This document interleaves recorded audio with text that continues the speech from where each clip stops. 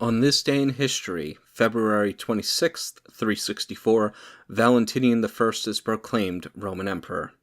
Included in the following is an excerpt from the 1944 edition of the Encyclopaedia Britannica going over the life of Valentinian.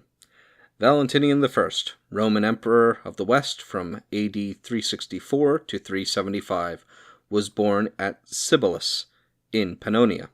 He had been an officer of the guard under Julian and Jovian, and had risen high in the imperial service. He was chosen emperor in his 43rd year by the officers of the army at Nicaea in Bithynia in 364, and shortly afterwards named his brother Valens colleague with him in the empire. As Emperor of the West, Valentinian took Italy, Illyricum, Spain, the Gauls, Britain, and Africa, leaving to Valens the eastern half of the Balkan Peninsula, Greece, Egypt, Syria, and Asia Minor as far as Persia. During the short reign of Valentinian there were wars in Africa, in Germany, and in Britain, and Rome came into collision with the Burgundians, Saxons, and Alemanni.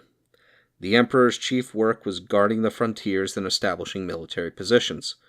Milan was at his first headquarters for settling the affairs of northern Italy. Next year, 365, he was at Paris, and then at Reims, to direct the operations of his generals against the Alemanni, who were driven back to the German bank of the Rhine, and checked for a while by a chain of military posts and fortresses. At the close of 367, however, they suddenly crossed the Rhine and sacked Moguntiacum, Mainz.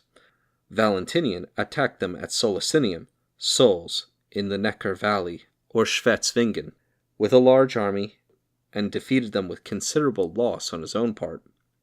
Later, in 374, he made peace with their king, Macrianus. The next 3 years he spent at Trier, which he chiefly made his headquarters, organizing the defense of the Rhine frontier. During his reign, the coasts of Gaul were harassed by Saxon pirates, with whom the Picts and Scots of northern Britain joined hands, and ravaged the island from the wall of Antoninus to the shores of Kent. In 368, Theodosius was sent to drive back the invaders. In this he was completely successful, and established a new British province, called Valentia. In Africa, the Moorish prince, Firmus, raised the standard of revolt against Count Romanus, the military governor. The services of Theodosius were again requisitioned. He landed in Africa with a small band of veterans, and Firmus, to avoid being taken prisoner, committed suicide. In 374, the Quadi, a German tribe in what is now Moravia and Hungary, resenting the erection of Roman forts to the north of the Danube, and further exacerbated by the treacherous murder of their king, Gabinius, crossed the river and laid waste to the province of Pannonia.